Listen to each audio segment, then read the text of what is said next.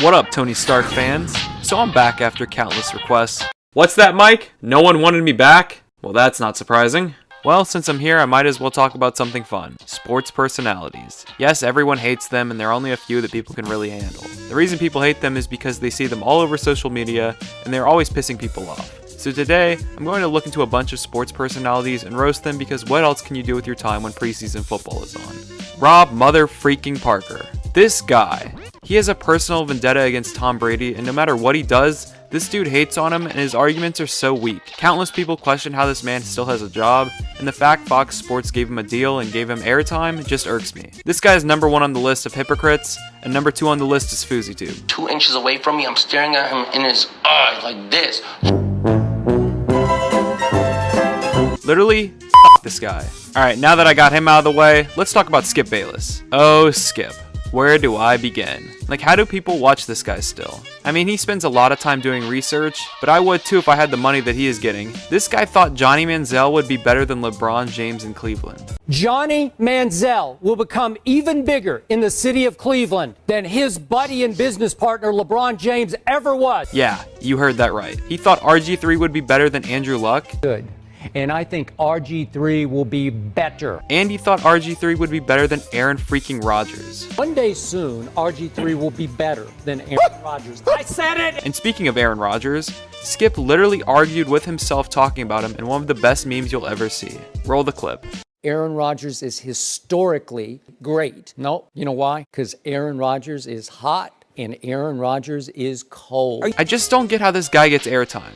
I'm all for giving crazy opinions and have nothing against people that make predictions that are wrong, but this man is just flat out saying whatever and he gets paid for it. Now let's talk about his former partner, Stephen A. Smith. The fact this guy carries himself like he knows everyone, he's tight with everyone, and no one should mess with him just comes across as egotistical. But I actually respect him, but that doesn't take away from him picking every single NBA Finals incorrectly for 6 straight years. Like, how the heck do you even do that? But the thing I do like about Stephen A. Smith is he knows how to stay off the weed.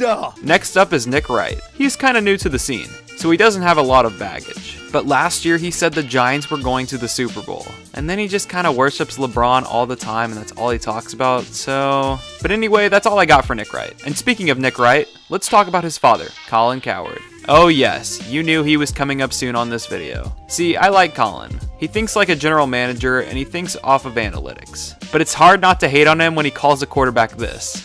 Blue collar work ethic, big, trunky, arm, feet. I like Colin, but he does bring up the same stuff over and over again. Now let's talk about some woke ESPN activists. There was a time where I would religiously watch Jamel Hill and Michael Smith. They were on after I got home from school and I would watch Numbers Never Lie and I thought it was the most underrated show on the network. But they just started acting different the later in their career and stopped talking about numbers and cool facts and focused on little things that they knew would piss people off and would blow up into something, and that was when I started hating sports shows. They would debate political issues and stuff like that I never used to see, and I just stopped watching. And so did the rest of America. Now ESPN didn't just make the mistake by leaving them on the air, they decided to disband the Mike and Mike show and create this dumpster fire. Like, why the heck would they create a show about politics when people keep saying they don't want politics? Like, again, that's why I hate these big corporations like Fox and ESPN. They pay these people so much money, create shows that people specifically say they don't want to watch, and then they wonder why people aren't watching. Like, who the heck approves this stuff? It would be nice if we could create the Stark Raving Sports Network where we would talk about whatever, whenever. You know what? This video just changed. I'm done talking about things people hate. Let's talk about what people like. People like YouTubers that talk about sports. They put in hard work, have to grind, and they fail at times, but they get back up and keep fighting. When they succeed, they are a true story, unlike the talking heads they put on Woke Center. And you know what? That's why people like Barstool Sports. They are not fake, they don't have an agenda, and they just have fun. And that's what people enjoy. I don't know why all these networks have a gazillion talk shows.